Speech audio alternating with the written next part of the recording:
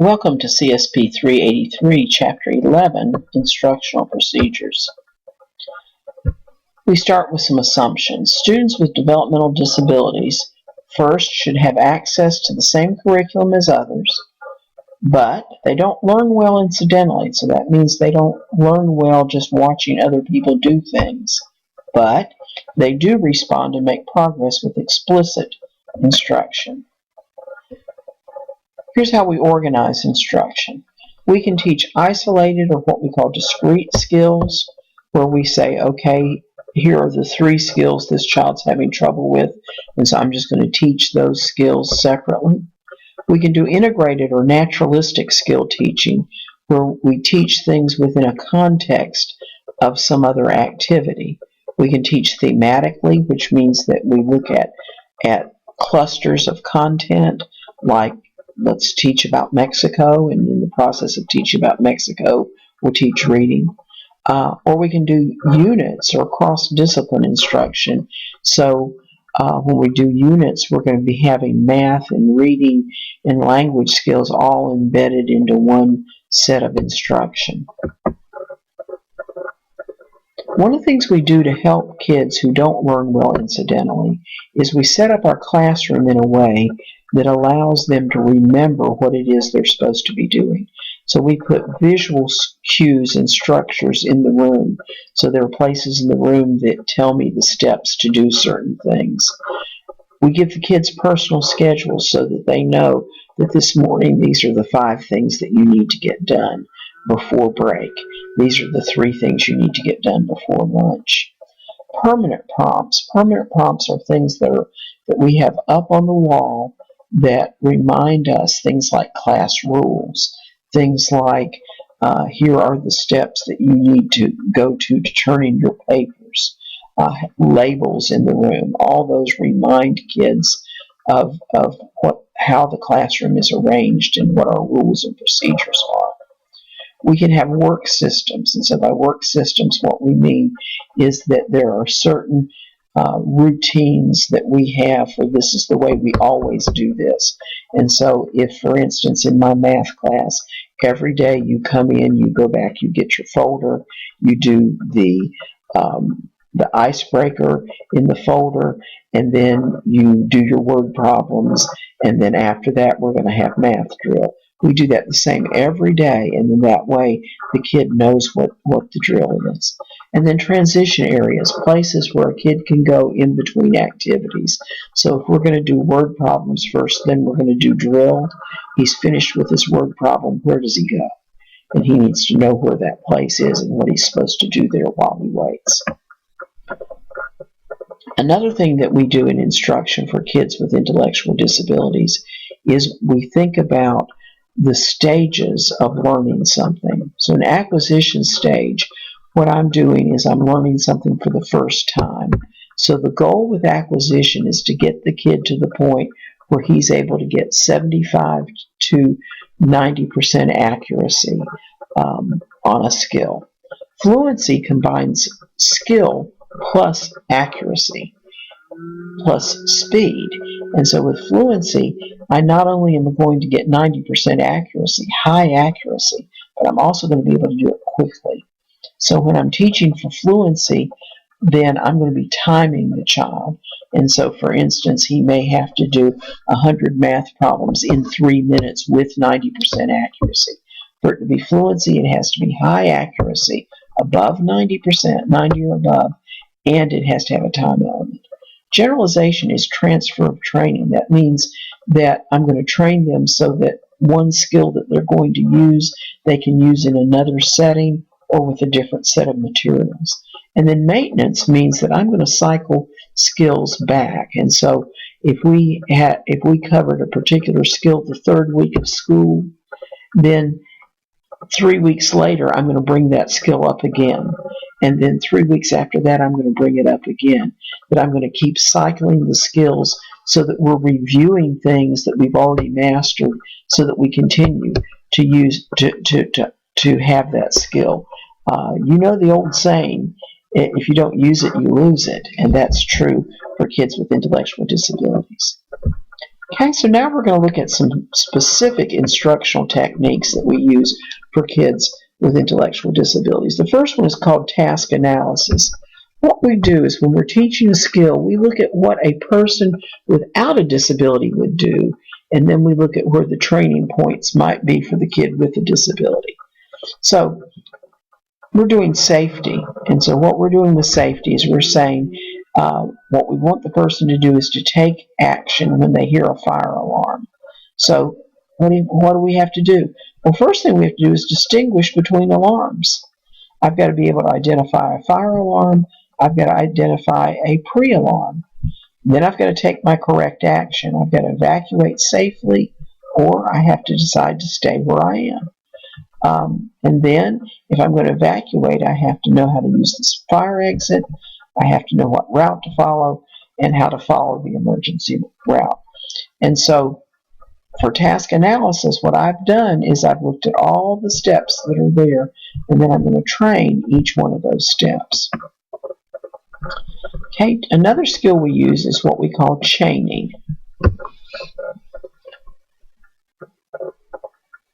I'm going to teach you how to tie your shoes, okay?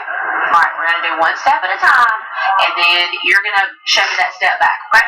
All right, first thing, take both laces, cross them over, okay? And then you're going to stick this side up under, flip tight, okay? You show me.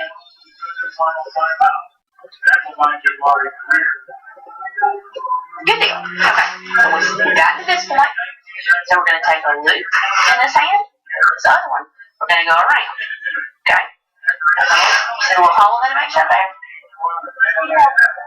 Pull it through. Okay? We got it? See, you did the whole thing.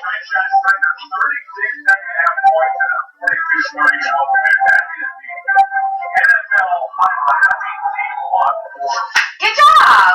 Keep up! The next one we're going to look at is what's called errorless learning.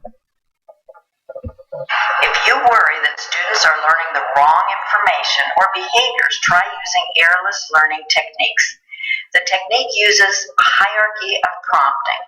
Here are 3 examples of errorless learning prompts. Chris, touch the apple. Good touching the apple. Chris, touch the apple. Good job. Chris, touch the apple. Good job, you touched the apple. By slowly fading the gestural prompts, you increase the chances of the student correctly responding. Another example of errorless learning that can be used in classrooms might be the use of visual prompts and fading. If you want a student to draw or write the numeral 7, for example, start with a very dark outline. Trace or write the 7. Begin fading your visual prompts by going perhaps to dots, write your 7, and then just points with a few little dots in to start more fading, and just 3 dots, and finally nothing. Write your 7. The next example is errorless learning for science discussion using verbal modeling and then fading. If you're talking to your class and teaching a new concept, you might say, students, scientists have classified animals into 2 major classes. They are invertebrates and vertebrates. What are the 2 classes? Invertebrates and vertebrates. Right. Invertebrates and Vertebrates. correct. Invertebrates have no backbones, and vertebrates have backbones. Listen, invertebrates have no Backbones. good. Vertebrates do Have backbones. These are 3 different examples of errorless learning.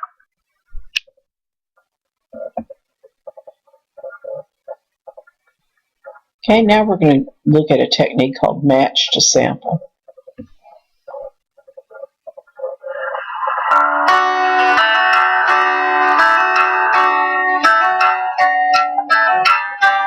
lesson plan is taught in a discrete trial format using a matching to sample procedure. This type of matching to sample procedure is used to teach a variety of relations among stimuli, such as matching identical or related items. This technique can be used to teach relations including picture to object, word to picture, number to quantity, money to value, etc. A matching to sample trial starts with the presentation of a sample stimulus. Once the student attends to the sample stimulus, an array of comparison stimuli is presented. The student is then taught to point to the stimulus that matches the one presented by the teacher. Nice job! The student's correct response is then followed by immediate reinforcement, in this case, praise and a token. Each trial is followed by a brief interval. During this interval, the teacher records the student's performance and should also prepare materials for the next trial. When preparing for the next trial, the teacher must pay close attention to the setup of the trial as specified on the data sheet. The data sheet will specify what stimulus will be used as a sample in each trial. It will also specify which stimuli are to be used as comparison, and the position of each comparison stimuli. It's important to follow specifications on the data sheet when placing comparison stimuli on the board.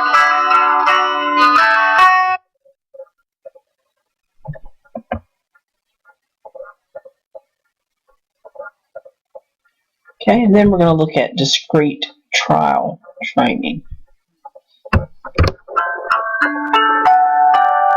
Unit 3, Discrete Trial Teaching. Section 1, The Discrete Trial, SD, and Response. In DTT, the discrete trial is used to teach new behaviors. The definition of a discrete trial is presenting a learning opportunity in which the student's correct response will be reinforced. The discrete trial consists of 3 parts which correspond to the ABCs of behavior. These parts are the discriminative stimulus, or SD, the response, or R, and the stimulus reinforcer, or SR. Here's an example of a discrete trial. Look at me. Good looking. High five. As you saw, the SD was the instructor saying, "Look at me." The response was the student looking at the instructor. And the stimulus reinforcers were the instructor saying, "Good looking," giving a food treat and high-fiving the student.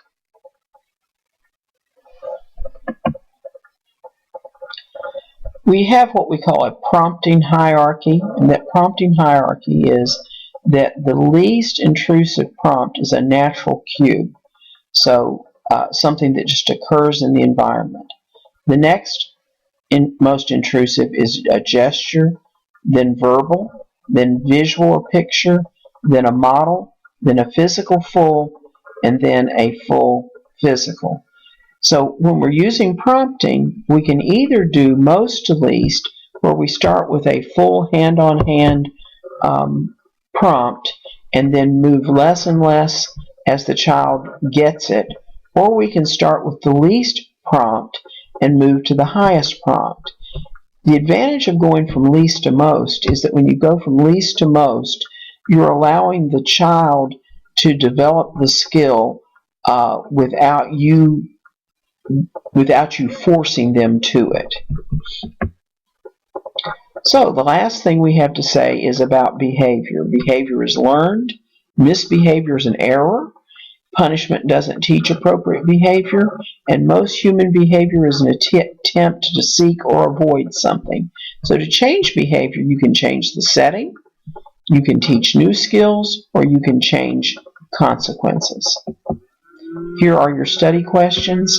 You will have a copy of this PowerPoint so you can get to this specific slide, and you have no activity for this particular chapter.